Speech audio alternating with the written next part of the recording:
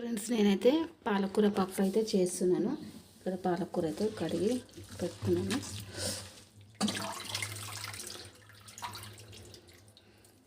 వేసేసుకోవాలి, క్లీన్ చేసుకోవాలి.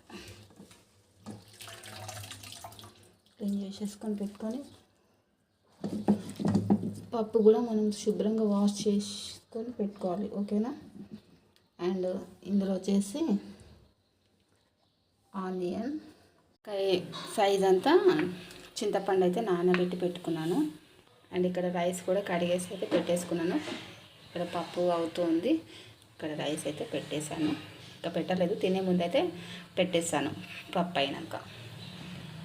ఫ్రెండ్స్, ఇక్కడైతే బట్టలు అయితే తెచ్చి పెట్టినాను. ఇంకా మర్చేయడం అయితే అవ్వలేదు. ఇవి ఎప్పుడు మర్చేస్తానో ఏంటో, మర్చేయాలి ఇప్పుడైతే. ఓకేనా? ప్రస్తుతానికైతే చూస్తూ ఉండండి. పాలకూర అయితే ఉడికైతే పోయింది. ఇప్పుడు ఉడికింది, ఒక 2 విజిల్లకైతే ఉడికిపోయింది. అయితే ఇప్పుడు అందులో వచ్చేసి మనము 2 టేబుల్ స్పూన్ కారం అయితే వేసుకోవాలి. ఓకే,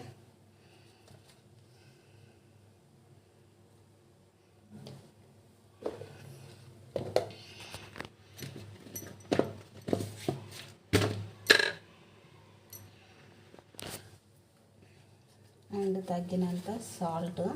అయితే చింతపులుసు అయితే రెడీ పెట్టేసుకున్నాను. అండ్ ఇక్కడ వచ్చేసి మనం ఇందులో పులుసులో పప్పులో వేసేసుకోవాలి.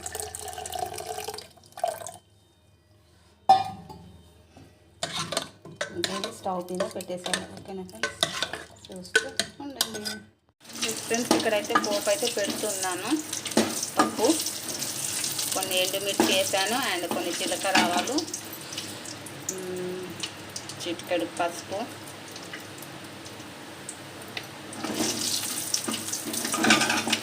అండ్ ఇక్కడ మనము పచ్చగా నూరి పెట్టుకున్న అల్లం వెల్లుల్లి, ఏమంటారు మీరు, వెల్లుల్లి.